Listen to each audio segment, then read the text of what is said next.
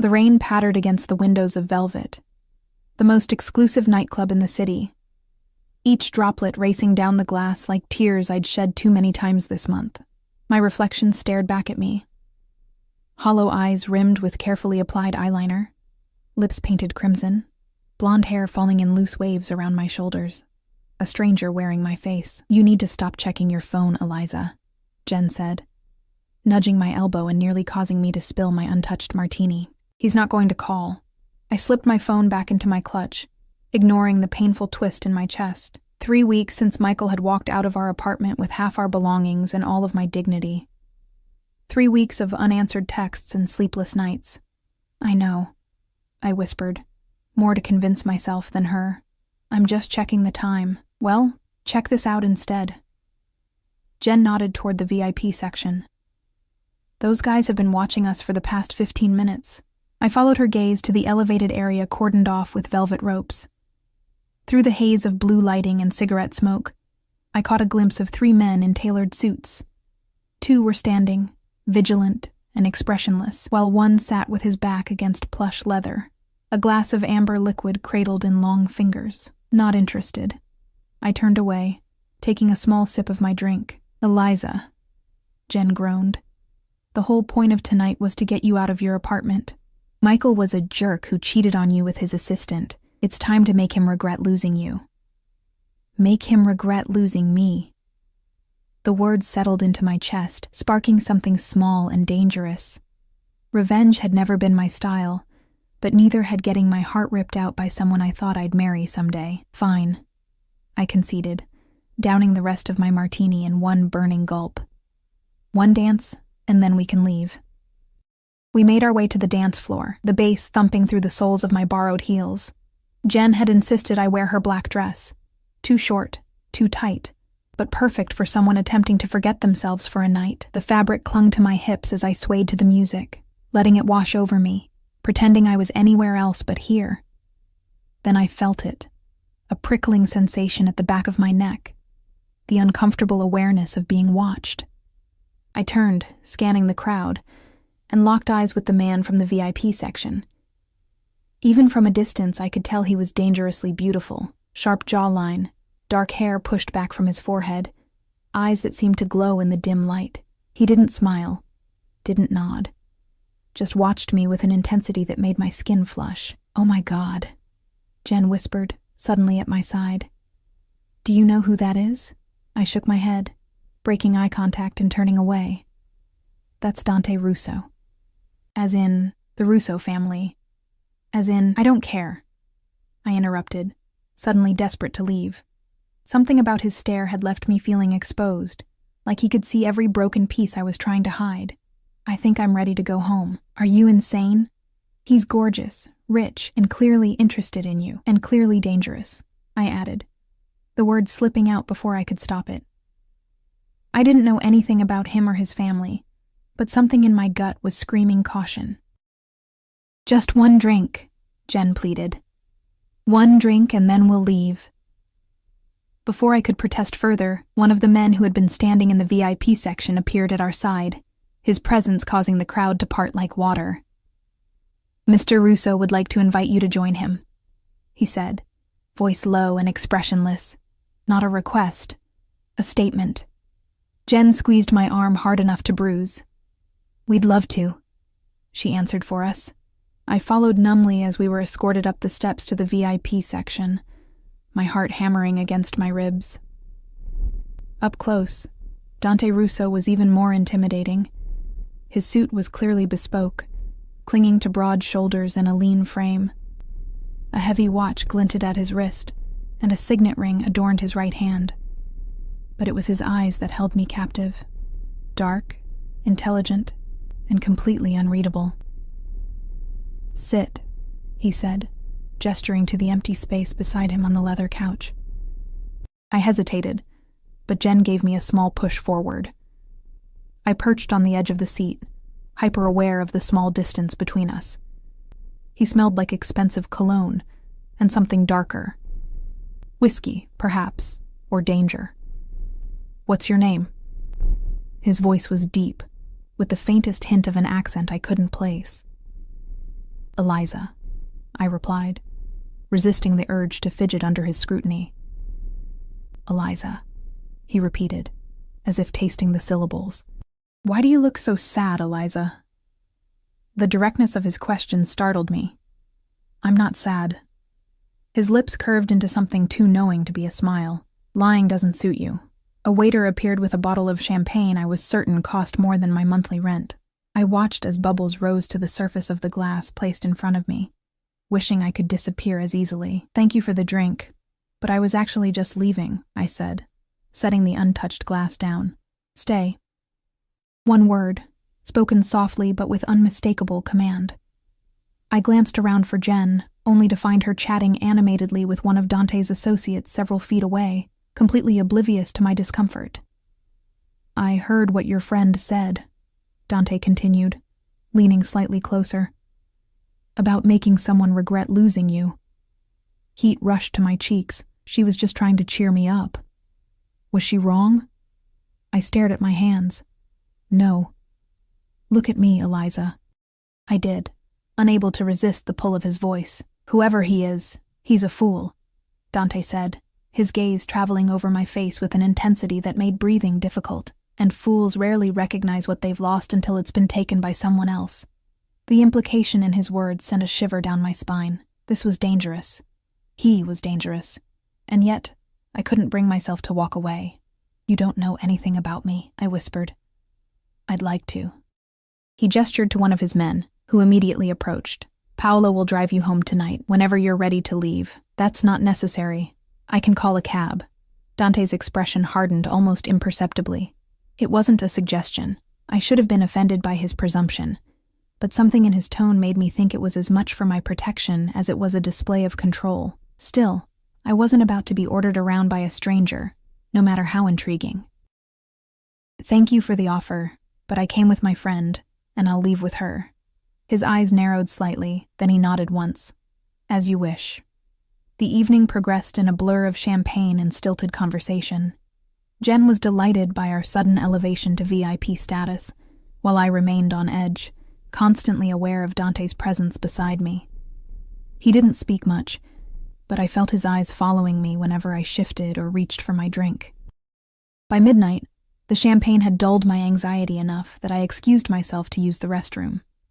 The quiet of the hallway was a relief after the pounding music of the main floor. I leaned against the wall for a moment, closing my eyes and trying to make sense of the strange evening. Well, well. Look who's moved up in the world. My eyes snapped open at the familiar voice. Michael stood a few feet away, his expression a mixture of surprise and something darker. Beside him was a slender brunette, the assistant he'd left me for. Her arm wrapped possessively around his waist. Michael, I breathed, hating how my voice still caught on his name. What are you doing here? Same as you, apparently. His gaze swept over my dress, lingering on the hemline. Though I didn't realize you'd be jumping into bed with Dante Russo so quickly. The accusation stung more than it should have. You don't get to judge who I spend time with anymore. Do you even know who he is? Michael stepped closer, lowering his voice. The rumors about his family aren't your concern, a cold voice interrupted. I turned to find Dante standing in the hallway, his stance casual, but his eyes hard as they fixed on Michael. One of his men materialized behind him, a silent, imposing presence. Michael paled visibly, taking a step back. We were just catching up, old friends. Is that right? Dante looked at me, one eyebrow raised in question. I should have corrected him, should have explained that Michael was my ex, but something petty and vindictive kept me silent. Let him think what he wanted. Let Michael squirm. We're leaving. Michael muttered to his date, guiding her quickly past us and back toward the main floor. As they disappeared around the corner, I released a breath I hadn't realized I was holding. Thank you, I said quietly. Dante moved closer, close enough that I had to tilt my head back to meet his gaze. Was he the one? I nodded, unable to speak past the lump in my throat. He looked at you like you belonged to him, Dante said, his voice dangerously soft. He's wrong. Before I could process his words, he reached out, his fingers brushing a strand of hair from my face with surprising gentleness. You don't belong to him anymore. The implication hung in the air between us, Not a question, not quite a statement. Something more like a promise. Or a threat. "I should find Jen," I said, stepping away from his touch. "It's getting late." "Of course." He stepped back, giving me space. "But, Eliza..." I paused, looking back at him. "This isn't the last time we'll see each other." I returned to find Jen, buzzing with the encounter and eager to leave. As we gathered our things, I felt Dante watching me from across the room. I didn't look back as we exited the club, but I wasn't surprised to find a sleek black SUV waiting at the curb. The same man from earlier, Paolo, opened the door. "Mr. Russo insists." Jen squealed with delight at the prospect of a free ride home, but I hesitated, my instincts warring with my curiosity. "It's just a ride, Eliza," Jen whispered, already sliding into the luxurious interior. "Just a ride," I told myself as I followed her, but as the door closed behind us with a heavy thud, I couldn't shake the feeling that I had just stepped into something I wouldn't be able to walk away from so easily. What I didn't know then was that my innocent whisper in a nightclub had caught the attention of the most dangerous man in the city. A man who took what he wanted and never let go. A man who would soon make Michael's betrayal seem like a blessing in disguise. The next morning, I woke to sunlight streaming through curtains I'd forgotten to close and a pounding headache that matched the rhythm of my heartbeat. Memories of the previous night came flooding back in fragments: champagne bubbles, Michael's accusatory glare, and Dante Russo's intense stare that seemed to strip away every defense I'd built. "You don't belong to him anymore," his words echoed in my mind as I dragged myself to the kitchen for coffee, my bare feet cold against the hardwood floors of my small apartment. The place felt emptier since Michael had left, taking not just his belongings, but the future I'd foolishly planned around him. I was stirring cream into my coffee when my phone chimed with a text from Jen. "OMG, did you see the news? Your new boyfriend is trending." I frowned, typing back, "He's not my boyfriend. What news?" She sent a link to a local news article. The headline made my stomach drop. "Dante Russo takes control of family empire following father's retirement." I skimmed the article, my coffee growing cold beside me. It detailed how Dante, at 32, had officially taken over the Russo Group, described as a diversified business empire with interests in real estate, hospitality, and import-export.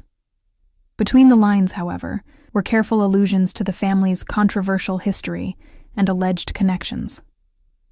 I set my phone down, trying to ignore the flutter of unease. Whatever Dante Russo was involved in, it wasn't my concern. Last night had been a strange detour, nothing more. I spent the morning applying for jobs, another consequence of Michael's departure. We'd worked at the same architectural firm, and while he'd kept his position as junior partner, I'd found it impossible to stay after our breakup, especially once rumors spread about why he'd left me. By afternoon, my inbox remained depressingly empty of responses, and I decided to clear my head with a walk. October had painted the city in rich golds and reds, the air crisp with the promise of winter. I pulled on a cream sweater and headed to the small coffee shop 3 blocks from my apartment. I was standing in line, mentally calculating how much of my dwindling savings I could justify spending on an overpriced latte when the hairs on the back of my neck stood up. That same feeling from the club, of being watched. Slowly, I turned, scanning the cafe. My heart stuttered when I spotted him. Not Dante, but the man called Paolo, sitting at a corner table with a newspaper and an untouched espresso. Our eyes met, and he gave a slight nod of acknowledgement before returning to his paper. Was it coincidence?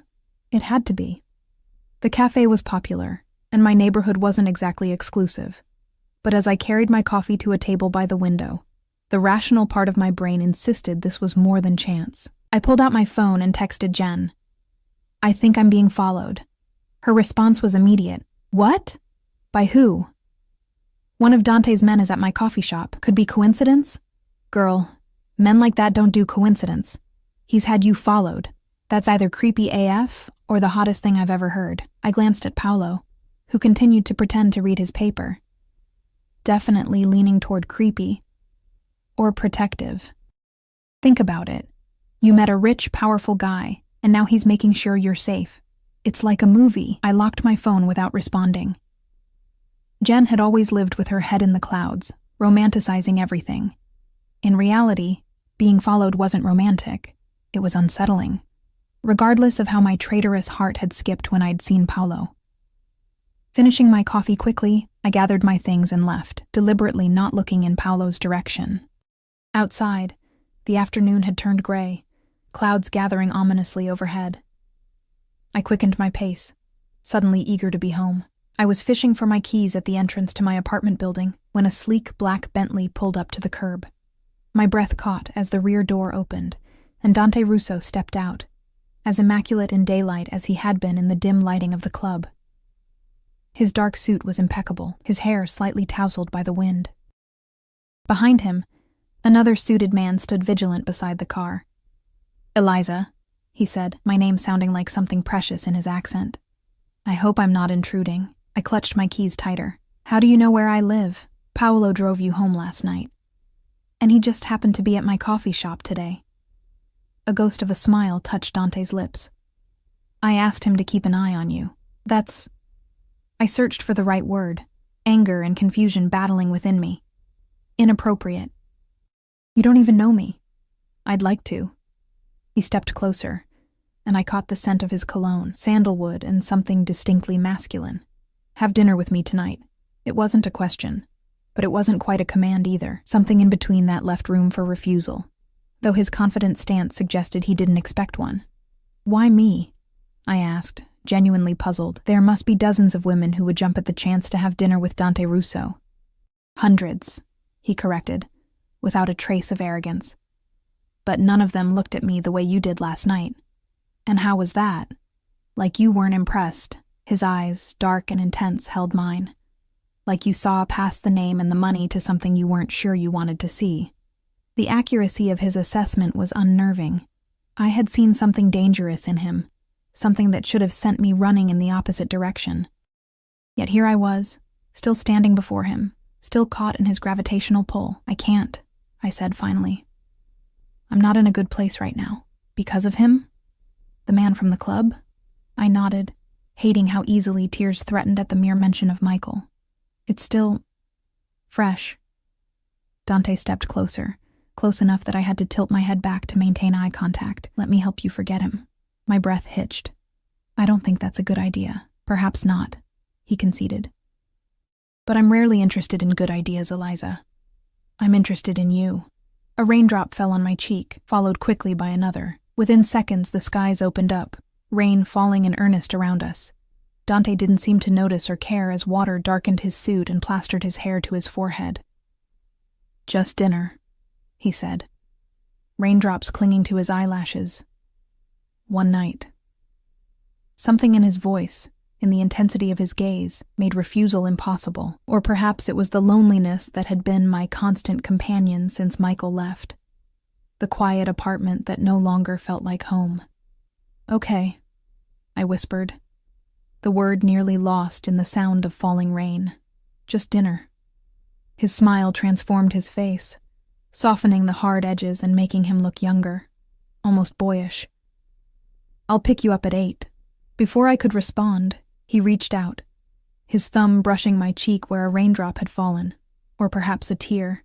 The touch was brief but electric, sending a shiver down my spine that had nothing to do with the cold rain. Then he was gone, sliding back into the Bentley, which pulled away smoothly from the curb. I stood in the rain for a moment longer, keys clutched in my trembling hand, wondering what I had just agreed to. By 8 o'clock, I had changed my outfit 4 times, finally settling on a simple black dress that Michael had always said was too conservative.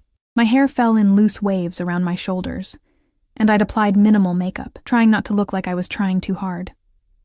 The buzzer rang precisely at 8. When I opened the door, Dante stood in the hallway, holding a single red rose.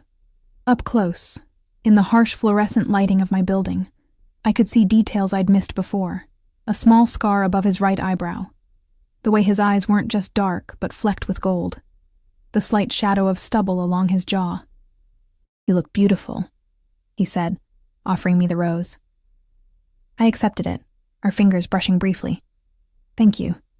You look the same." He laughed, the sound rich and unexpected. "I'll take that as a compliment." Outside, the rain had stopped, leaving the streets glistening under streetlights. The same Bentley waited at the curb, Paolo holding the door open with an expressionless face. "Where are we going?" I asked as we settled into the leather seats. "Somewhere private," Dante replied, his eyes never leaving my face. "I want to hear your story without interruptions." The restaurant, when we arrived, wasn't a restaurant at all, but a beautifully restored townhouse in the city's most exclusive district. A uniformed staff member greeted Dante by name, escorting us through a marble foyer and into a private dining room where a table had been set for two.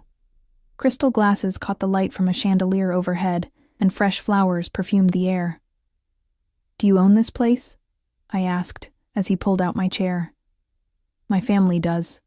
He took the seat across from me. "We keep it for special occasions." The implication that dinner with me constituted a special occasion wasn't lost on me. "You hardly know me," I said quietly. "I could be anyone, but you're not anyone, are you, Eliza?" His gaze was penetrating. "You're the woman who caught my attention in a room full of people trying to be noticed." A server appeared with a bottle of wine, pouring 2 glasses before disappearing silently. Dante lifted his glass. "To new beginnings." I hesitated before raising mine. "To clarity." He smiled, something knowing in his expression. "Tell me about him." The abrupt change of subject startled me. "Who?" "The man who hurt you. The fool." I set my glass down. "I'd rather not talk about Michael." "Michael," Dante repeated, the name sounding like a curse on his lips. "What did he do?" Perhaps it was the wine, or the intensity of Dante's gaze, or simply the need to finally voice the humiliation I'd been carrying, but I found myself answering. "He was my fiancé. We worked together at an architectural firm. 3 weeks ago, I came home early from a site visit to find him packing his things." I swallowed hard, the memory still raw. He told me he'd been seeing his assistant for months and that he was moving in with her. "Did he give you a reason?" Dante's voice was soft, but I could sense the anger beneath. "He said I was too predictable, too safe. That he needed someone who excited him." The words still stung, each one a reminder of my inadequacy. Dante's hand curled into a fist on the table. "He's a fool." "So you've said." And I meant it. He reached across the table, his fingers brushing mine. "There's nothing safe about you, Eliza. There's fire beneath that careful exterior. I saw it the moment I laid eyes on you." The server returned with the first course, saving me from having to respond. The meal progressed through exquisite dishes I couldn't name, each more delicious than the last. Dante directed the conversation away from Michael, asking instead about my work, my dreams, my childhood in a small town 3 hours from the city. I found myself relaxing as the evening wore on, drawn in by Dante's undivided attention and surprising wit. He spoke about his own childhood, the weight of family expectations, summers in Italy with his grandfather, the books that had shaped his worldview. He was educated, articulate, charming in a way that seemed at odds with the dangerous aura that surrounded him. Not once did he mention his family's business, or the retirement that had made headlines. When I carefully steered the conversation in that direction, he deflected with practiced ease. By dessert, a decadent chocolate creation that melted on my tongue, I had almost forgotten the circumstances that had brought us together, almost forgotten the way Paolo had followed me that afternoon, or the rumors about the Russo family that I'd skimmed in the news. "You're smiling," Dante observed, watching me over the rim of his glass. "It suits you." I set my fork down. I didn't expect to enjoy myself tonight. Because of who I am. The directness of the question caught me off guard. "Because of who I am," I corrected. "I'm not ready for whatever this is." "And what do you think this is?" His eyes never left mine, searching for something I wasn't sure I wanted him to find. "I don't know," I admitted. "But it feels complicated." "Life is complicated, Eliza. It's what makes it worth living." He leaned forward, his voice dropping to a near whisper. "I want to see you again." The intensity in his gaze made my heart race. "Dante, A discreet knock interrupted us. Paolo entered, bending to whisper something in Dante's ear. The transformation was immediate. Dante's expression hardened, the warmth in his eyes replaced by something cold and calculating. He nodded once, and Paolo retreated. I apologize, Dante said, his voice clipped. There's a matter I need to attend to. He stood, adjusting his cuffs with practiced precision. Paolo will see you home safely. Is everything okay? I asked, rising as well. Nothing for you to worry about. He moved around the table, closing the distance between us. Before I could react, he took my hand, raising it to his lips in a gesture that felt both old-fashioned and intimate. Thank you for tonight, Eliza. Then he was gone, leaving me with the lingering warmth of his lips on my skin and a growing sense that I had glimpsed only the surface of Dante Russo. Paolo drove me home in silence, the Bentley gliding through streets that seemed suddenly unfamiliar. At my door, he handed me a small velvet box. From Mr. Russo, he said, his voice betraying no emotion. Inside was a delicate silver bracelet, a small charm in the shape of a key dangling from it. There was no note, no explanation. As I closed my apartment door behind me, the emptiness seemed more pronounced than ever. I slipped the bracelet onto my wrist, the metal cool against my skin, and wondered what door that key was meant to unlock, and whether I was brave enough to find out. A week passed without word from Dante. The silver bracelet remained on my wrist, a constant reminder of our dinner and the questions it had left unanswered. I checked my phone more often than I cared to admit, caught between relief and disappointment each time the screen remained dark. Maybe he's just busy, Jen suggested over coffee at my apartment. Taking over a family empire has to involve some paperwork, right? I gave her a wry smile. Or maybe dinner was enough to satisfy his curiosity. She reached across the table, touching the bracelet. Men don't give jewelry to women they're done with. I pulled my hand away, uncomfortable with the weight her words carried. It was just a bracelet, Jen, not a diamond ring.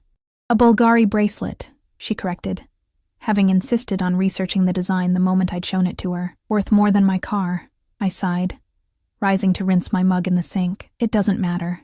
It was one dinner, and now it's over. But even as I said the words, I knew they weren't entirely true. Something had shifted that night, awakening a part of me I'd thought died with Michael's betrayal. A part that craved connection, that wasn't afraid to want. That afternoon, I had an interview at a small design firm across town.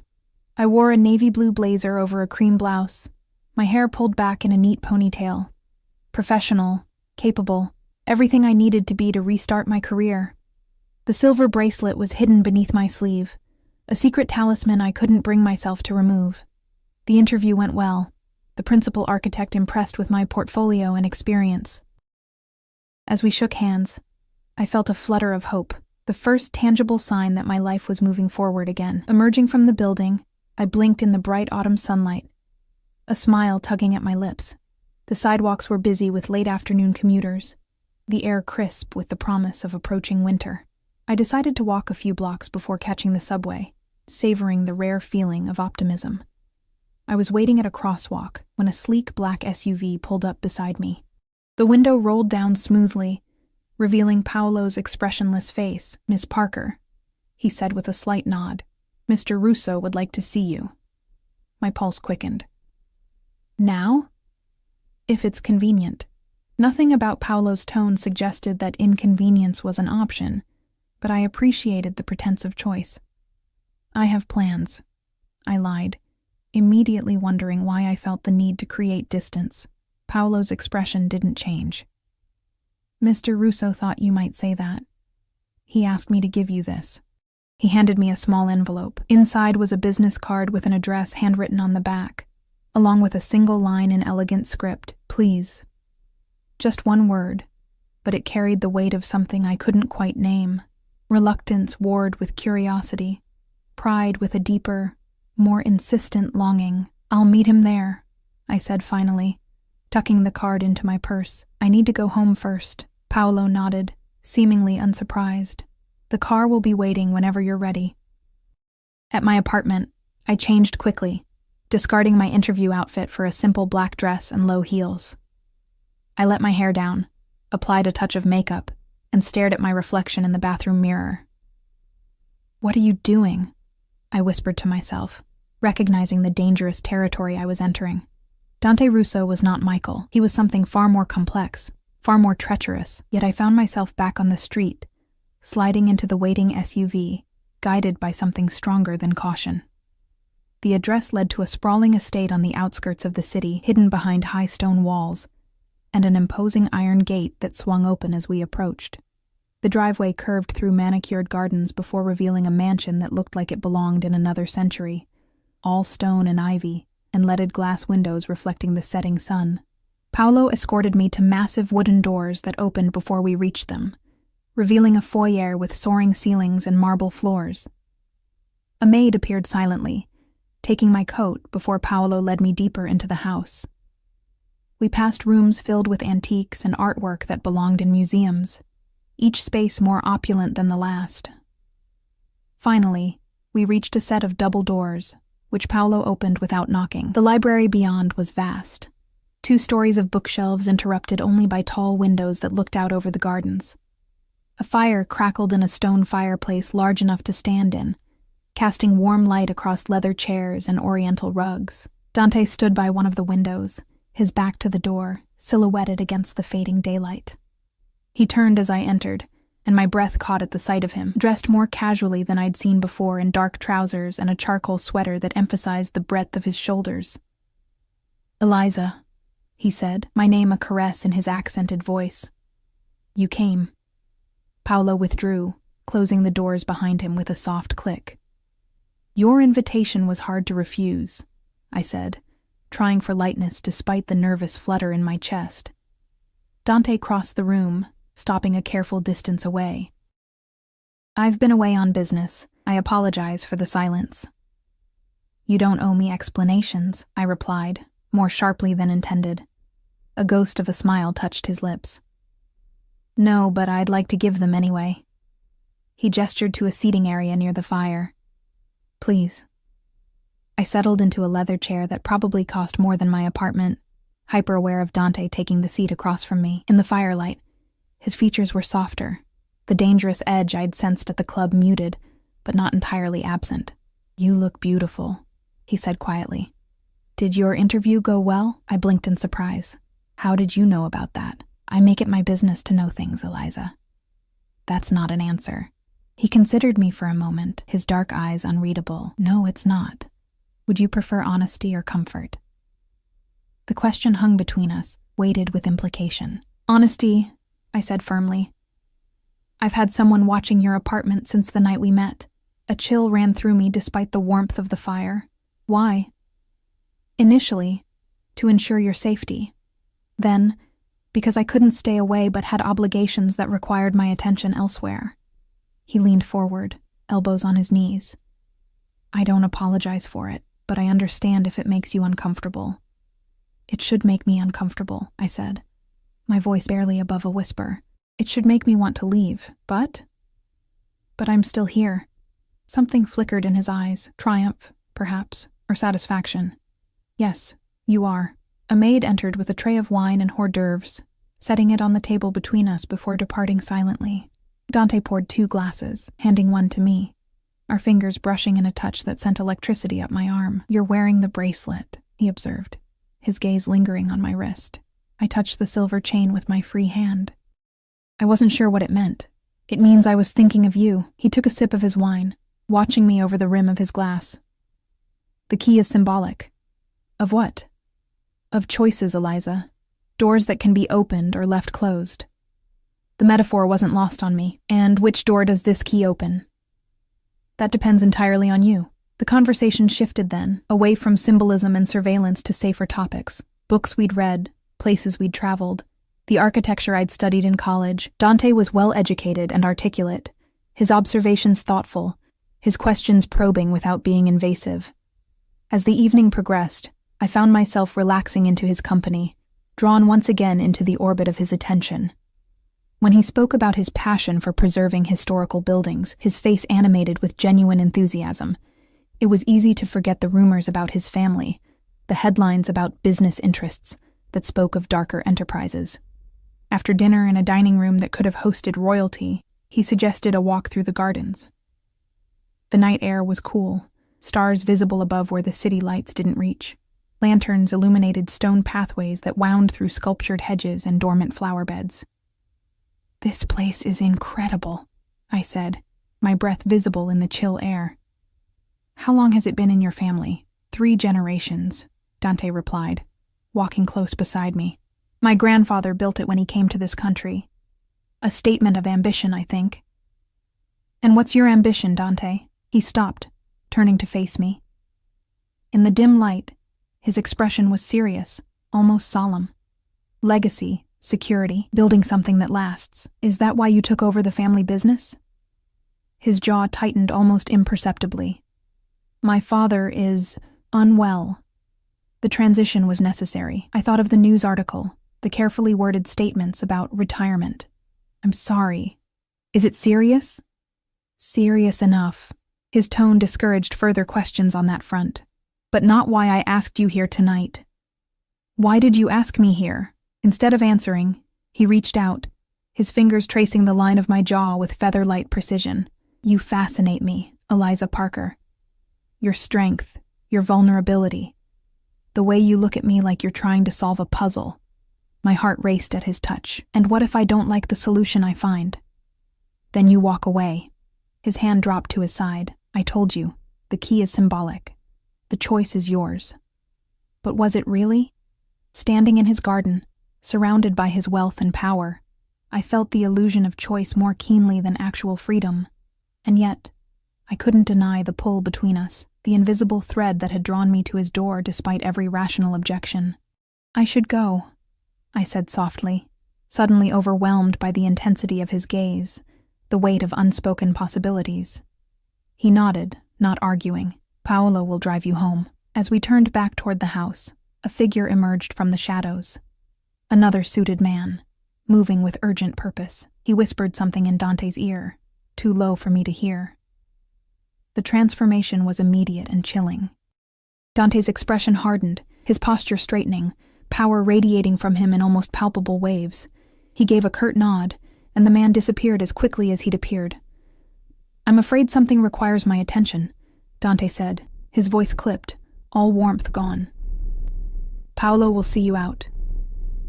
Before I could respond, he took my hand, pressing a kiss to my knuckles that seemed at odds with the coldness that had overtaken him. "I'll call you tomorrow." Then he was striding away, leaving me alone in the garden with questions multiplying in my mind. The ride home was silent, Paolo as inscrutable as ever. I watched the city lights blur past the window, wondering what urgent business had called Dante away, and whether I truly wanted to know.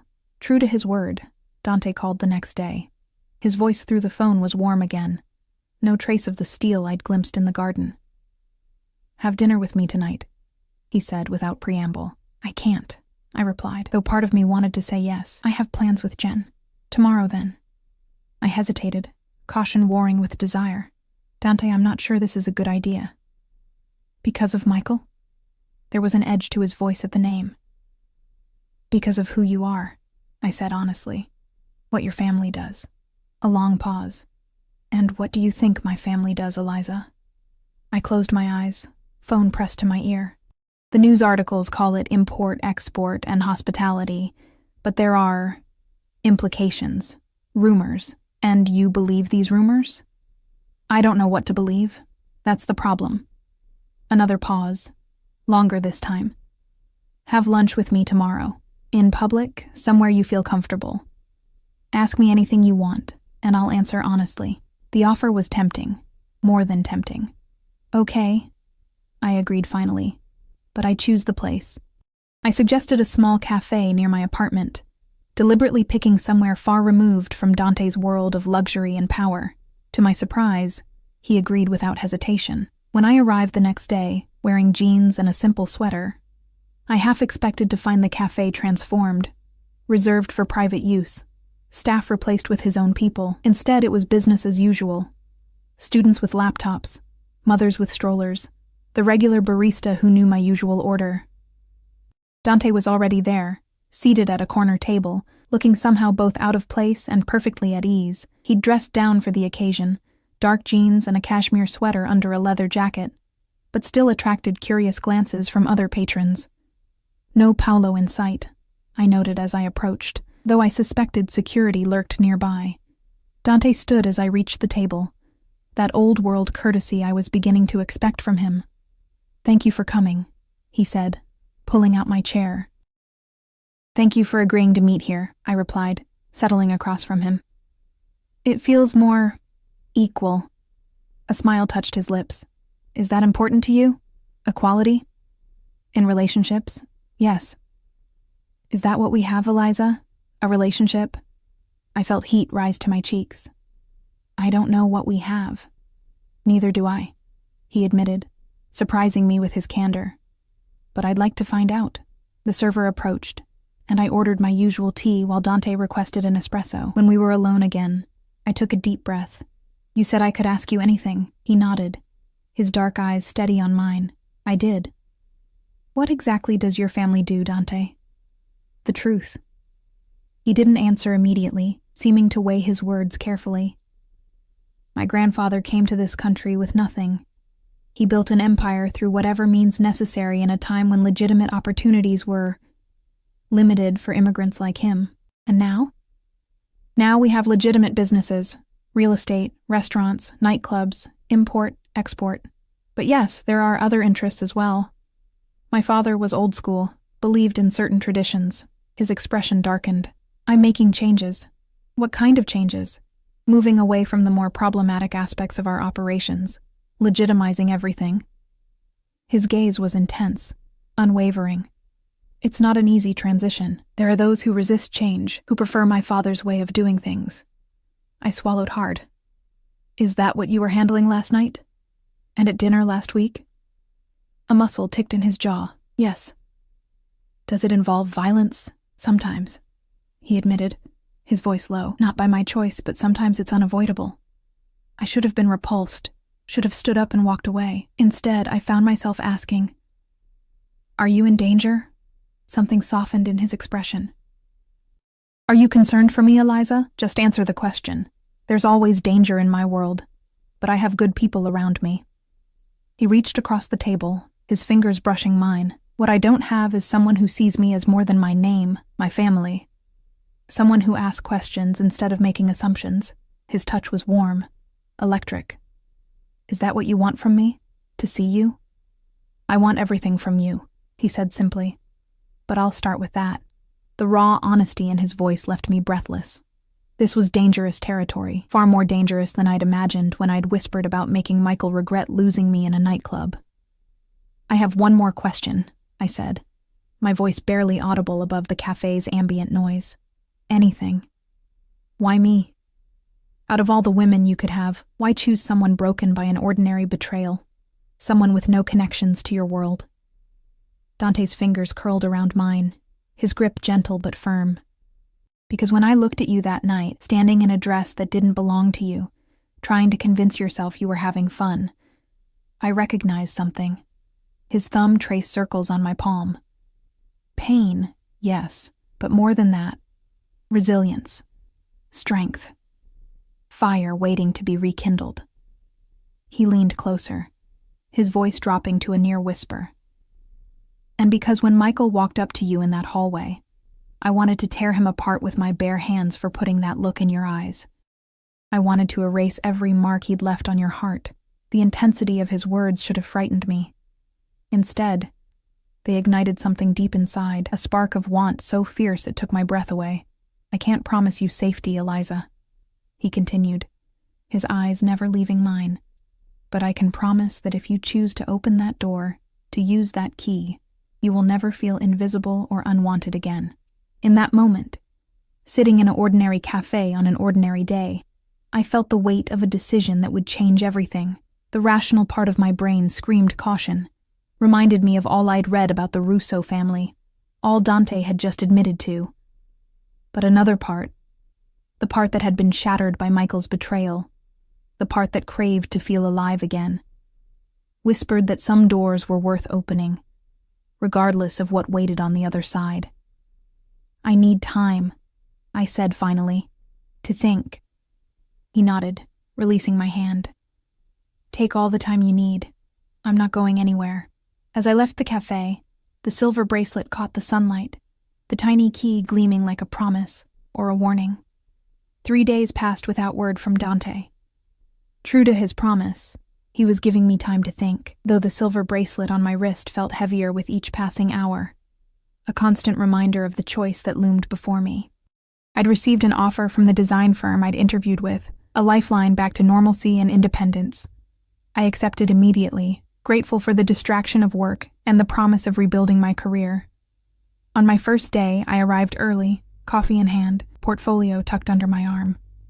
The office was modern but small, nothing like the prestigious firm I'd left behind, but it hummed with a creative energy that felt immediately welcoming. Eliza Parker?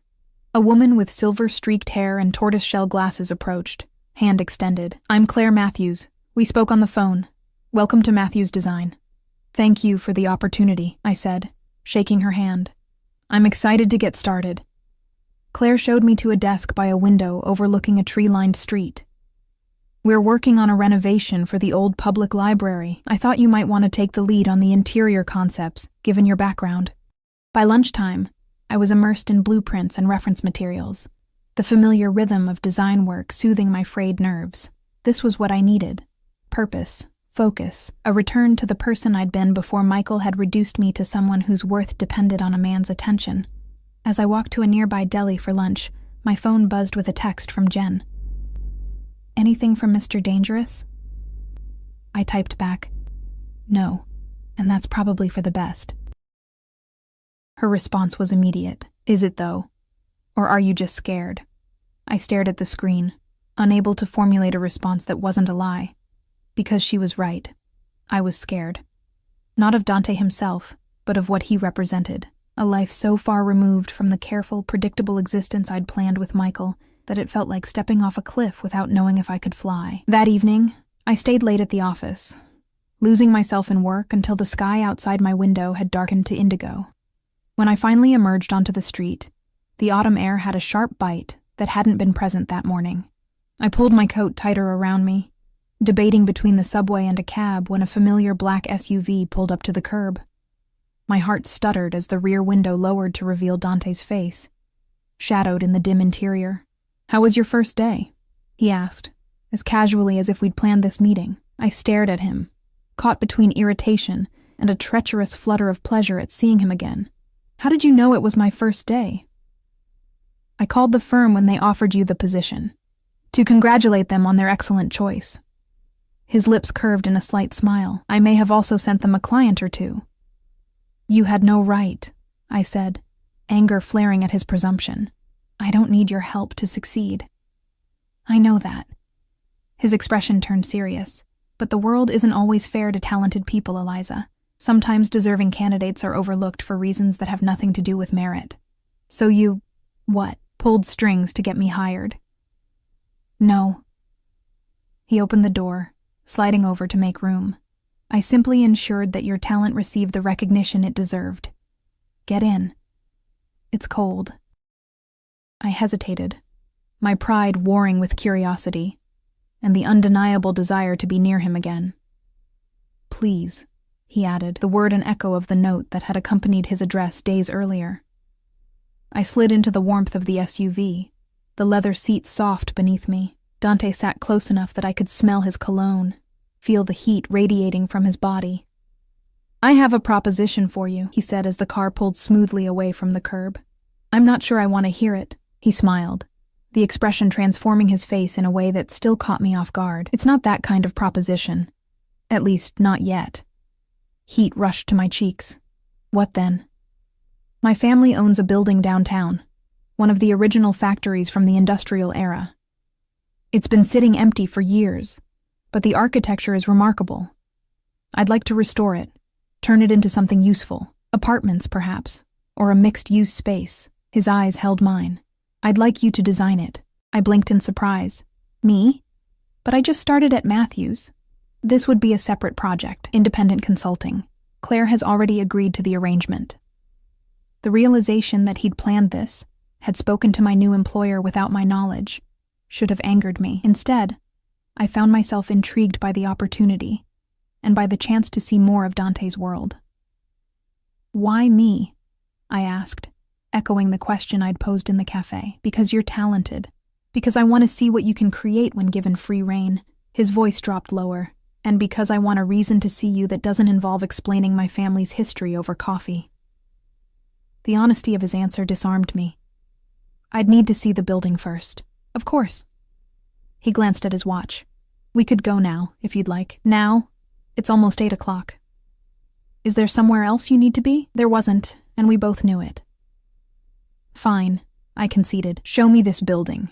Dante gave Paolo an address, and we rode in comfortable silence through streets that grew progressively less manicured, finally stopping before an imposing brick structure that occupied nearly a full city block. Illuminated by streetlights, it loomed against the night sky, windows boarded, walls covered in decades of grime. It doesn't look like much now, Dante admitted, as we stood on the sidewalk, gazing up. But wait until you see inside. A security guard appeared from nowhere, unlocking a heavy metal door. Dante took a flashlight from him, offering me his other hand. Watch your step. I hesitated before placing my hand in his, the contact sending a now familiar jolt up my arm.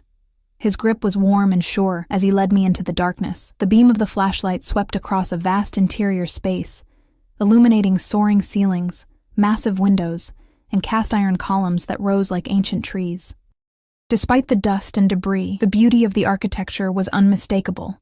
The proportions perfect, the details intact beneath years of neglect. This is incredible, I breathed, my voice echoing in the emptiness. I knew you'd see it, Dante said, satisfaction evident in his tone. The flashlight beam caught his profile as he gazed upward, highlighting the strong line of his jaw, the curve of his lips.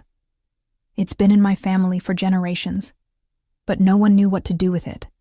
Until now. I moved further into the space, mind already racing with possibilities. Until you, he corrected, following close behind. We explored each floor, Dante telling me what he knew of the building's history as we climbed worn staircases and peered into rooms that had once housed machinery. His knowledge was impressive, his passion for preservation evident in the way he pointed out original details worth saving. On the top floor, massive windows looked out over the city skyline, lights twinkling like stars fallen to earth. The view alone is worth the restoration, I said, mesmerized by the panorama before us. I thought you might say that. Dante moved to stand beside me, our shoulders nearly touching as we gazed out at the city. So you'll take the project? I turned to face him, suddenly aware of how alone we were, how far from the world of ordinary concerns. Yes, I said quietly. I'll take it. His smile was slow, satisfied. Good. The air between us seemed to thicken, charged with possibility. Dante lifted a hand, brushing a strand of hair from my face with a gentleness that belied the strength I knew he possessed. Eliza, he said, my name almost a question. I knew what he was asking, what he had been asking since that first night at the club. The key around my wrist seemed to burn against my skin, a reminder of the door that stood before me, waiting to be unlocked. I'm afraid, I admitted, the words barely audible. Of me? His fingers traced the line of my jaw, feather-light, of myself, of what I might become if I let this happen. His eyes held mine, dark and fathomless in the dim light. And what might that be? Someone who doesn't recognize herself anymore? Someone who loses herself in your world? Or someone who finds herself? He countered, his thumb brushing my lower lip. Someone who discovers parts of herself she never knew existed. My breath caught at his touch. Your world is dangerous, Dante. Yes. He didn't deny it, didn't try to soften the truth. But I can keep you safe. Can you? I whispered, remembering the cold transformation I'd witnessed in the garden, the hints of violence beneath the surface. With my life, he promised. And I believed him. When his lips finally met mine, it felt inevitable, as though every moment since our first meeting had been leading to this. The kiss was gentle at first, almost questioning, but quickly deepened into something hungry and desperate. His arms encircled me, pulling me against the hard planes of his chest as my hands found their way to the nape of his neck, fingers threading through his hair. Time seemed to suspend as we stood entwined against the backdrop of the city. the abandoned building a cocoon separating us from reality. When we finally broke apart, both breathing heavily, I felt altered, as though something fundamental had shifted within me. Dante's eyes were dark with desire, his expression fierce and possessive. "Come home with me," he said, his voice rough. The request was tempting, dangerously so, but something held me back, a last vestige of self-preservation. "Not tonight," I said softly. "I need time," he finished for me, a rueful smile touching his lips. "Always time with you." "Is that a problem?" He brushed his thumb across my cheek. "No, you're worth waiting for, Eliza Parker." The drive back to my apartment was charged with unspoken desires, the space between us on the leather seat both too wide and not wide enough. When the SUV pulled up to my building, Dante walked me to the door, his hand resting lightly at the small of my back. "I'll call you tomorrow about the project," he said, restraint evident in the careful distance he maintained. "Okay." I fumbled for my keys, suddenly shy under his intense gaze. "Eliza." He waited until I looked up at him. "Thank you." "For what?" "For seeing me. Not just Dante Russo, but me." The sincerity in his voice touched something deep inside me. Before I could overthink it, I rose on tiptoe, pressing a quick kiss to his lips before retreating into my building. That night, I dreamed of empty buildings filled with light, of keys and doors, and the feeling of falling with no fear of hitting the ground. The next morning brought a delivery, a sleek tablet with blueprints of the factory building already loaded, along with historical photographs and structural reports. The accompanying note was simple: to build something new, D. I spent the weekend immersed in research, sketching preliminary concepts between shifts at Matthew's Design. By Monday, my apartment was covered in drawings and material samples, my mind buzzing with possibilities. Dante called each evening, our conversations ranging from technical details of the project to personal histories we'd never shared with anyone else. He told me about growing up in the shadow of his father's reputation, about summers in Italy, with a grandfather who taught him to value tradition while embracing change. I shared stories of my small-town childhood, my parents' divorce, the scholarship that had brought me to the city, and the dreams that had kept me there. With each call, each shared confidence, the space between our worlds narrowed, though I knew it would never disappear entirely. A week after our kiss in the abandoned factory, Dante invited me to dinner at his estate. To discuss the project, he said. Though we both knew it was more than that, I accepted, the decision easier than it should have been. Paolo picked me up at 7, driving me through the iron gates that no longer seemed quite so imposing. This time, Dante met me at the door himself, taking my coat with a familiarity that sent warmth coursing through me.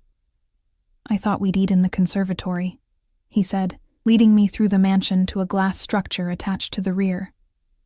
Inside, tropical plants created a lush garden around a small table set for 2. Overhead, stars shone through the glass ceiling, more visible here away from the city's glow.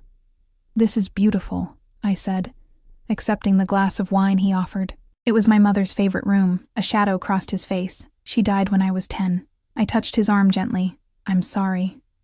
He covered my hand with his. It was a long time ago. Dinner was served by a staff that appeared and disappeared with practiced discretion. The food was exquisite, the wine perfectly paired, but it was Dante's undivided attention that made the evening extraordinary. He listened as I explained my vision for the factory building, asking insightful questions that helped refine my ideas. "You're remarkable," he said as we lingered over dessert. "The way you see potential where others see only decay. Isn't that what you do too?" I asked. "See something worth saving in the things your family built, even if the methods were questionable?" A slow smile spread across his face. "Perhaps we're not so different after all." "Perhaps not," I agreed, the realization both surprising and comforting. After dinner, he gave me a proper tour of the estate, the art collection his grandfather had started, the library where generations of Russos had studied, the music room with its grand piano that Dante admitted he played, though not as well as I should, given the lessons I endured. We ended in a sitting room off the main bedroom, a more intimate space than the formal rooms downstairs. A fire crackled in the hearth, casting golden light across rich furnishings. "Would you like a drink?" Dante asked, moving to a bar cart in the corner. "No," I said softly. "I don't want anything to blur tonight." He set down the crystal decanter he'd picked up, turning to face me. The firelight caught the angles of his face, his eyes dark and intent. "What do you want, Eliza?" I moved toward him slowly, each step deliberate. The silver bracelet gleamed on my wrist, the key a reminder of the choice before me, a choice I realized I'd already made. "You," I answered simply. "I want you." Something fierce and primal flashed in his eyes before he closed the distance between us, gathering me into his arms with a hunger that matched my own. His kiss was possessive, claiming, his hands moving over me as if memorizing every curve. "Are you sure?" he whispered against my lips, restraint evident in the tension of his body. In answer, I reached for the buttons of his shirt, my fingers steady despite the pounding of my heart. "I'm sure." His control seemed to snap at my words. He lifted me effortlessly, carrying me through to the bedroom beyond, where he laid me on a bed draped in silk the color of midnight. What followed was a revelation. Dante's body hard and perfect above mine, his hands alternately gentle and demanding as they explored every inch of me. He whispered my name like a prayer, like something precious, as we moved together in the darkness. Afterward, lying in his arms with my head on his chest, I traced the lines of a scar that ran across his ribs, evidence of the danger that was never far from his world. "How did you get this?" I asked, my finger following the silvery mark. "A disagreement with a business associate," he said, his hand stroking my hair, "before I took over from my father." I propped myself up on one elbow, studying his face in the dim light. "Are there many more like it?" "A few." His expression was guarded. "Does that bother you?" "Yes," I admitted, "but not for the reason you think. I don't like the thought of you in danger." His features softened, something vulnerable passing across his face. "No one has worried about me in a very long time, Eliza. Well, someone should." I pressed a kiss to the scar, then to his lips. "Someone does." He pulled me closer, his arms tightening around me as if he feared I might disappear. "Stay," he murmured against my hair. "Stay with me tonight." I nodded, settling back against his chest, listening to the steady beat of his heart beneath my ear. For the first time since Michael's betrayal, perhaps for the first time ever, I felt completely seen, completely wanted. Not for who I might become or what I might offer, but for exactly who I was. As sleep claimed me, I knew with certainty that the door was open now. The key turned in the lock. Whatever waited on the other side, danger, passion, a world I could barely imagine, I would face it with my eyes open, my choice made. What I didn't know was how soon that choice would be tested, or how high the stakes would become. Morning sunlight streamed through windows I didn't recognize, warming my skin as I blinked away sleep. For a moment, disorientation gripped me, the silk sheets, the vast bedroom, the unfamiliar weight of an arm draped possessively across my waist. Then memory rushed back, and with it a flush of heat that had nothing to do with the sun. I turned carefully, not wanting to wake Dante, and found myself facing his sleeping form. In repose, he looked younger, the hard edges of vigilance softened by slumber. Dark lashes fanned against his cheeks, his hair tousled from my fingers, his lips slightly parted. A bruise darkened one shoulder. My doing, I realized with a mix of embarrassment and pride. As if sensing my scrutiny, his eyes opened, instantly alert despite the early hour. He watched me for a moment, something almost like wonder in his gaze. "You stayed," he said, voice rough with sleep. I did. I reached out, tracing the line of his jaw with my fingertip. "Good morning." His answering smile was slow, intimate. He caught my hand, pressing a kiss to my palm that sent a shiver down my spine. The best morning. What followed was a leisurely rediscovery of each other's bodies, unhurried in the golden light of dawn. Afterward, wrapped in his silk robe, I stood on the balcony outside his bedroom, watching mist rise from the gardens below while Dante ordered breakfast. "You're thinking too hard," he said, joining me with a cup of coffee that he placed in my hands. "I can see it in your face," I accepted the coffee gratefully, the porcelain warm against my palms. Just processing. Regrets? His tone was casual, but I caught the tension beneath the question. No, I said honestly, meeting his gaze. Just wondering what happens now. He leaned against the balustrade, watching me over the rim of his own cup. What would you like to happen? The question was deceptively simple. What did I want? A return to my carefully ordered life seemed impossible now, like trying to fit back into clothes I'd outgrown. But diving headlong into Dante's world, with all its complexities and dangers, terrified me. I want balance, I said finally. My work, my independence, but also this. I gestured between us, whatever this is becoming. Dante set down his cup, closing the distance between us. His hand settled on my waist, warm and steady. This, he said softly, is everything, Eliza. But your independence is part of what draws me to you. I would never ask you to give that up. Relief washed through me at his understanding. Thank you. His lips brushed mine, a gentle promise.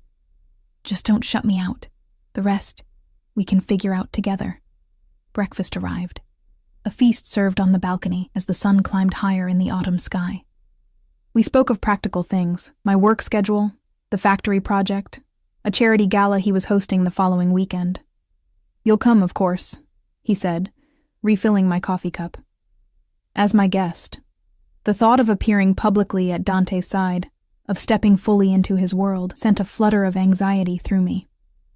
Will there be press? He nodded, understanding my concern. Some. But you won't be alone. I'll be with you every moment. I took a deep breath, pushing down the fear. Okay. I'll need a dress. Already taken care of. At my raised eyebrow, he added, a selection will be delivered to your apartment. Choose whatever you like. Dante, I began, a protest forming, but he silenced me with a look. Let me do this for you, Eliza. Not because you need it, but because it pleases me to give you beautiful things. Put that way, it was difficult to argue. Fine, but I'm paying for the alterations. He laughed, the sound rich and genuine. A compromise. I'm learning. Paolo drove me home later that morning, my body pleasantly sore, my mind oddly at peace despite the magnitude of the step I'd taken. At my apartment door, he handed me a small box, another gift from Dante. Inside was a delicate gold chain with a small, perfect key that matched the silver one on my bracelet. The note simply read, for safekeeping, D. The symbolism wasn't lost on me. I fastened the necklace around my throat, the key settling in the hollow between my collarbones like it belonged there. The week that followed developed a rhythm. Days spent at Matthew's design, evenings divided between work on the factory project and time with Dante.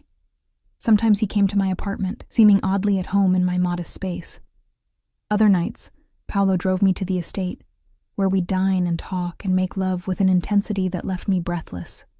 Dante was careful to keep certain aspects of his business separate from our time together, but occasionally I glimpsed the other side of his life. Hushed phone calls in Italian, men in suits arriving for tense meetings, the ever-present security that surrounded him. He never lied about the nature of his world, but neither did he burden me with details I might be safer not knowing. For my part, I was careful to maintain my independence, refusing his offer of a car and driver, insisting on paying my own bills despite his protests. You can buy me dinner, I told him firmly, but you don't get to buy me. Rather than being offended, he seemed to respect my boundaries, even as he systematically dismantled other defenses I'd built around my heart. The night of the gala arrived with a flutter of nerves I couldn't quite suppress. As promised, a selection of evening gowns had been delivered to my apartment, each more exquisite than the last. I chose a deep emerald silk that fell like water against my skin, simple but elegant, with a neckline that showcased the key necklace that I hadn't removed since Dante gave it to me. When he arrived to escort me, his appreciation was evident in the heat of his gaze. You're breathtaking, he said, circling me slowly, his eyes missing nothing. You clean up pretty well yourself, I replied, taking in his perfectly tailored tuxedo with appreciation. His smile was slow, intimate. The most beautiful woman in the room, wearing my key around her neck. Every man there will envy me tonight. Is that why you invited me? As a trophy? I kept my tone light, teasing, though the question held a kernel of genuine concern. Dante's expression turned serious. No, Eliza. I invited you because even in a room full of people, I'm lonely without you now. The naked honesty in his voice silenced any further teasing. I reached up, straightening his bow tie though it didn't need it, needing the contact. Then we should go. I wouldn't want you to be lonely. The gala was held at the city's most prestigious hotel, a historic building that had hosted dignitaries and celebrities for generations. As our car pulled up to the entrance, camera flashes illuminated the night, reporters calling out to the arriving guests. Dante's hand settled at the small of my back, warm and reassuring. Ready? I nodded, summoning confidence I didn't entirely feel. Ready. The moment we stepped onto the red carpet, a hush fell over the waiting press, followed by an explosion of flashes and questions. Dante guided me through with practiced ease, pausing briefly for photos but declining to answer questions, his body angled protectively toward mine. Inside, the ballroom was a glittering spectacle of wealth and influence. Crystal chandeliers cast prismatic light over tables draped in white linen, floral arrangements towering from their centers. A string quartet played discreetly in one corner, providing a soundtrack for the mingling guests. Dante. A silver-haired man in a tuxedo approached, hand extended. Good to see you, my boy. Senator Williams. Dante greeted him, shaking his hand firmly. May I introduce Eliza Parker? Eliza, Senator James Williams. I shook the offered hand, noting the politician's assessing gaze. A pleasure, Senator. The pleasure is mine, my dear. His eyes flicked to Dante, something knowing in his expression. I've known Dante since he was a boy. His father and I go way back. The senator has been a friend to my family for many years, Dante said, his tone revealing nothing of what that friendship might entail. And I hope to continue that relationship with the new generation, Williams replied, a weight to his words that suggested more than simple social connection. We should discuss that project we spoke about, Dante. Perhaps next week? My office will call yours, Dante said smoothly, a polite dismissal that the senator seemed to accept without offense. As Williams moved away, I felt Dante's hand tighten slightly at my waist. Politics, he murmured near my ear, always a delicate dance. The evening continued in a blur of introductions. Business associates, society figures, other families with interests that seemed to mirror Dante's own. I smiled and shook hands, and tried to keep track of names and connections, all the while aware of Dante's constant presence at my side, his subtle guidance through the intricate social landscape. What struck me most was the respect he commanded, not fear, as I might have expected, but genuine deference. Even those who clearly viewed him as a rival approached with caution and courtesy. You've surprised them, Dante said, as we took a moment alone near one of the massive floral arrangements. How so? They expected someone different at my side, someone more decorative. I raised an eyebrow. And I'm not decorative enough? His laugh was low, intimate. You're exquisite, Eliza, but you're also intelligent, perceptive. He brushed a strand of hair from my face, his touch lingering. You notice things. That makes them nervous. Before I could respond, a commotion near the entrance caught our attention. Dante's posture changed instantly, tension radiating from him as his gaze fixed on the new arrivals. What is it? I asked, following his line of sight to a group of men in tuxedos, one older, white-haired, and distinguished, flanked by younger men who bore a familial resemblance. The Castellis, Dante said, his voice tight. They shouldn't be here. I recognized the name from news articles about rival business interests, though the specifics had been carefully vague. Are they competitors? Among other things. His jaw tightened as the elder Castelli spotted us and began making his way through the crowd. Stay close to me. Paolo and another security man appeared as if summoned, positioning themselves discreetly nearby as the Castellis approached. Dante Russo, the older man said, his accent heavier than Dante's, his smile not reaching his cold eyes. What a surprise to see you here. I didn't think charity was your family's strong suit. Antonio. Dante's voice was cordial, though I felt the tension in his body where his arm pressed against mine. I could say the same about you. Antonio's gaze shifted to me, assessing in a way that made my skin crawl. And who is this lovely creature? Have you finally found yourself a woman worthy of the Russo name? Eliza Parker, I said before Dante could answer, extending my hand with more confidence than I felt. A pleasure to meet you, Mr. Castelli.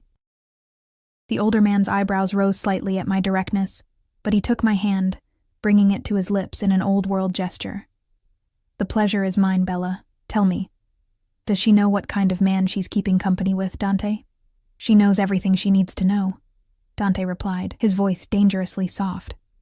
Antonio released my hand, his eyes never leaving Dante's. Everything? I doubt that very much. He gestured to the younger men behind him. You remember my sons, of course. They've been asking about you. The threat was thinly veiled, the atmosphere charged with potential violence despite the elegant surroundings. Perhaps we should discuss family matters another time, Dante suggested, his tone making it clear it wasn't a suggestion at all. This is hardly the place, Antonio smiled, the expression cold and calculating. As you wish, but we will talk, Dante, soon.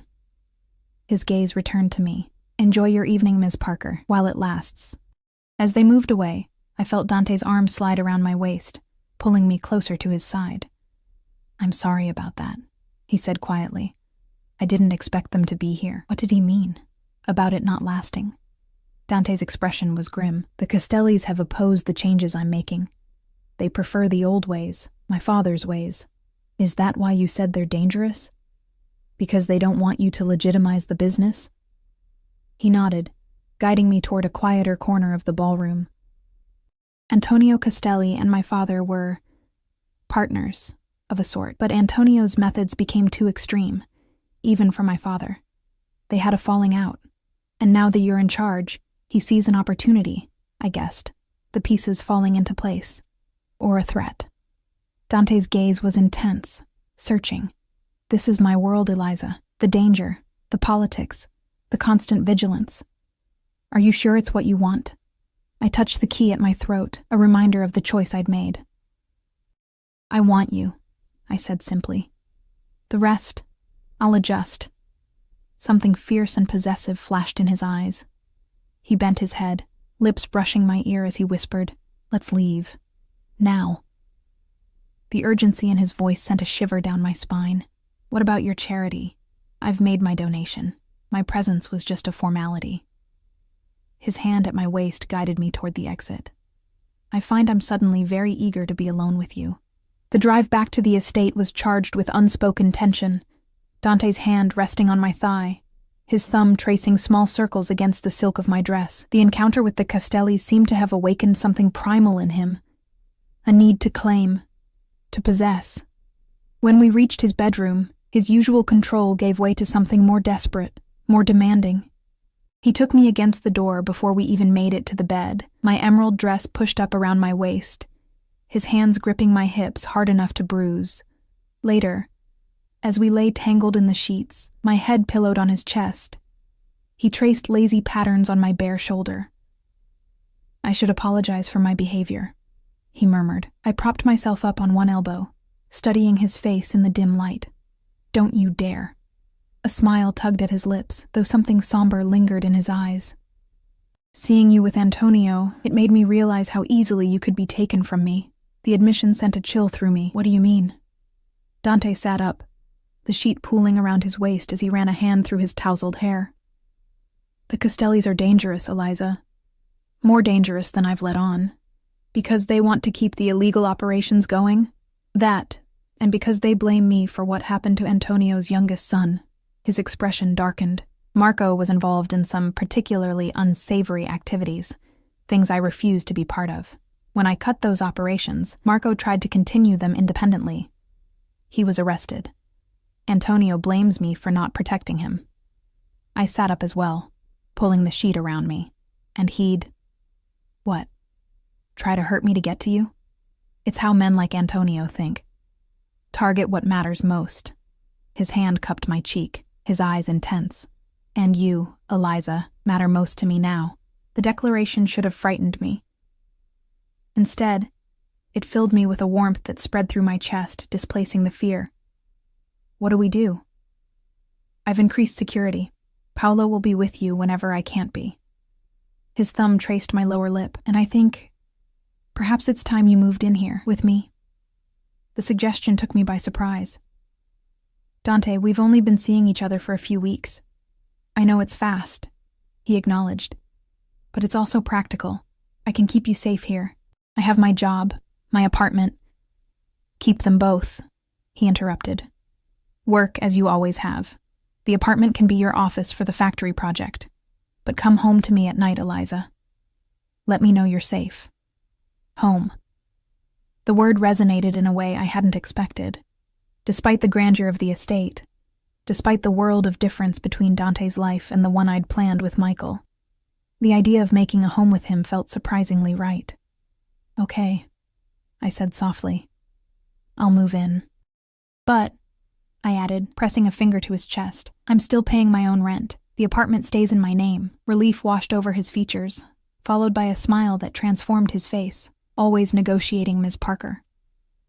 Get used to it, Mr. Russo. I leaned in, pressing my lips to his in a seal of our agreement. The next week was a whirlwind of practical arrangements. I moved essential belongings to the estate while maintaining my apartment as planned. Dante installed a state-of-the-art security system in both places, and insisted on driving me to and from work himself whenever possible. If my colleagues at Matthews Design noticed the black SUV that dropped me off each morning, or the security man who occasionally accompanied me to site visits, they were too professional to comment. Claire merely raised an eyebrow when I explained my new living situation, her only remark a dry, "Well, that escalated quickly." The factory project progressed rapidly, my vision for the space taking shape in detailed renderings and material samples. Dante gave me complete creative freedom, his only stipulation that we preserve as much of the original architecture as possible, a condition I would have insisted on anyway. Life developed a new rhythm, different from anything I'd imagined but satisfying in ways I hadn't anticipated. Waking in Dante's arms each morning, sharing breakfast before heading to our separate responsibilities, evenings spent discussing our days, Dante increasingly willing to share the complexities of his world as I demonstrated my ability to understand without judgment. I learned more about the changes he was implementing. Divesting from gambling operations, shifting resources to legitimate real estate ventures, establishing scholarship funds for underprivileged youth. Behind the feared name, I discovered a man determined to transform his inheritance into something he could be proud of.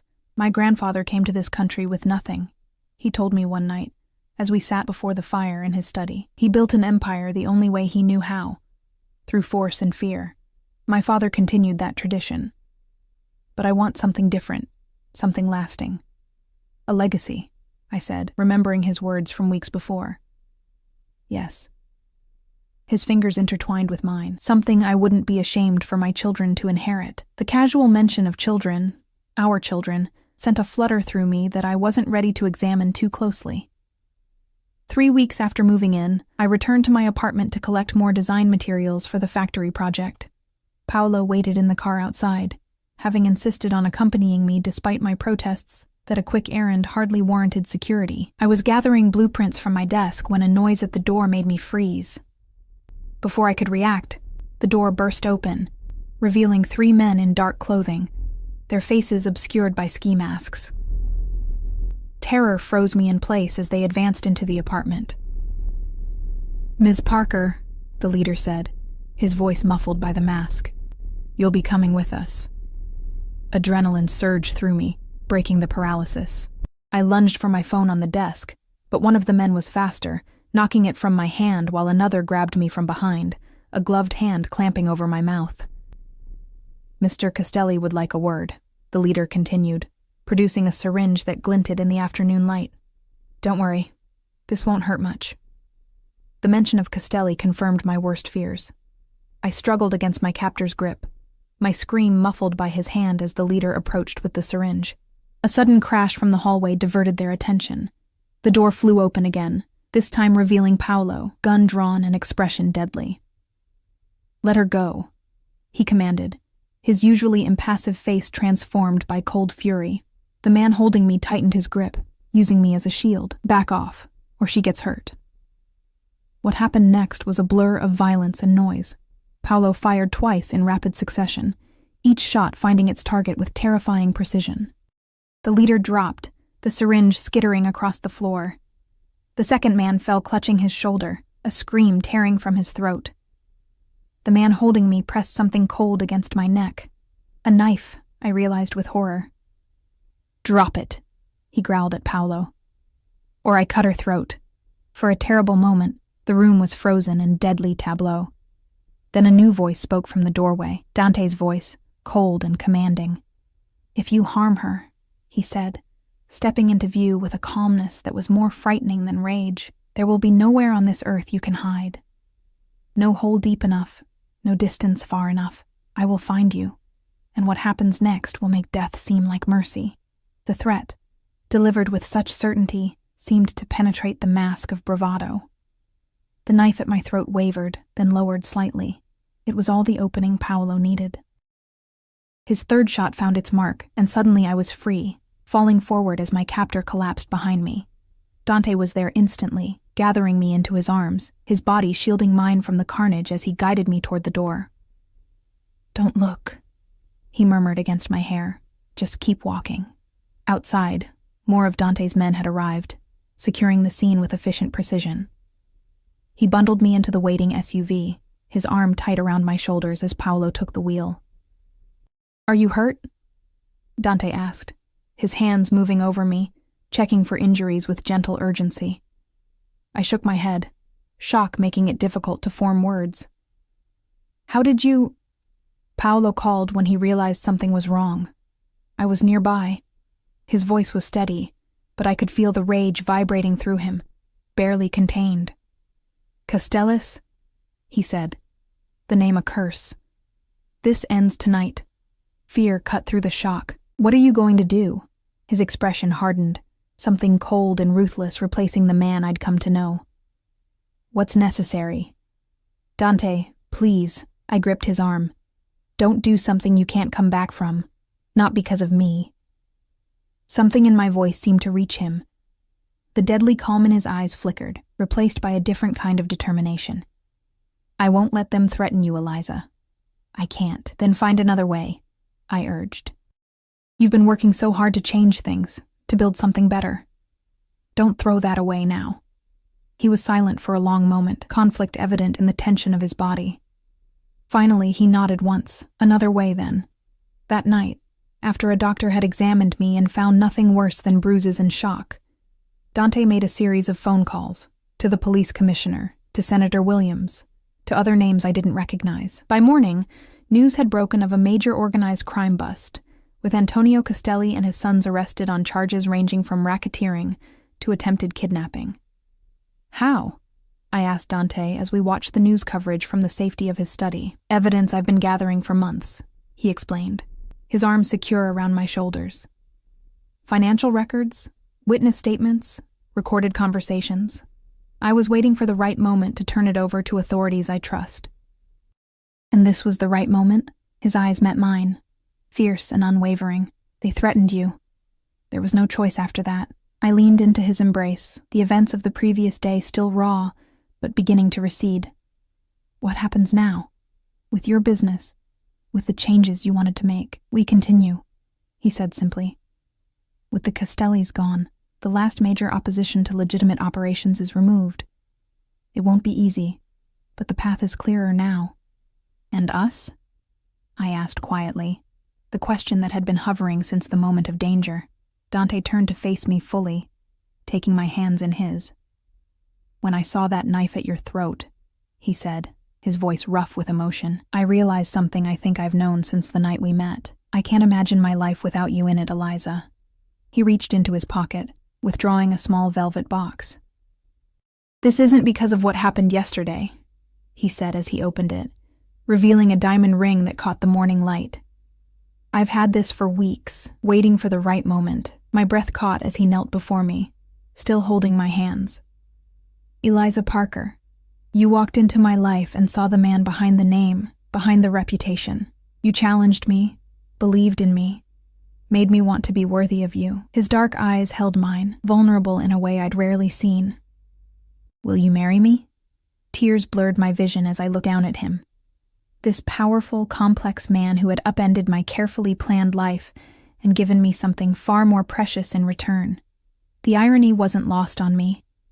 I'd gone to that club wanting to make Michael regret losing me, never imagining I'd find someone who made Michael's betrayal seem like a blessing in disguise. Yes, I whispered. Then more strongly, yes, I'll marry you. Joy transformed Dante's face as he slid the ring onto my finger, then pulled me into his arms. His kiss a promise of the future we would build together, a future that would blend my world of creation and his world of power into something entirely new. Later that evening, as we stood on the balcony watching the sun set over the estate that would now truly become our home, Dante's arms wrapped around me from behind, his cheek resting against my hair. Are you sure, Eliza? He asked softly. My world will never be entirely safe, entirely normal. I turned in his embrace, meeting his gaze steadily. I don't want normal, I told him, the truth of it resonating deep within me. I want you, all of you, exactly as you are. His smile was slow, tender in a way few people would ever see. And I want all of you, your strength, your vision, your unwavering heart. As his lips met mine, the silver bracelet and gold necklace caught the fading light. 2 keys, 2 doors that had led us to each other. Michael had been wrong about so many things, but most of all in thinking I was too predictable, too safe. With Dante, I had discovered depths of courage and passion I never knew I possessed. I had whispered, "Make him regret losing me," in a desperate attempt to reclaim my worth. Instead, I had found a man who never made me question it in the first place, a man who saw me, valued me, and would move heaven and earth to keep me safe at his side. The door was open now, the path before us uncharted but filled with possibility. Whatever challenges came, whatever shadows lingered from the past, we would face them together, the architect and the reformed crime boss, building a future neither of us could have imagined alone. And somewhere across the city, I knew with absolute certainty that Michael was indeed regretting his choice, though I no longer cared.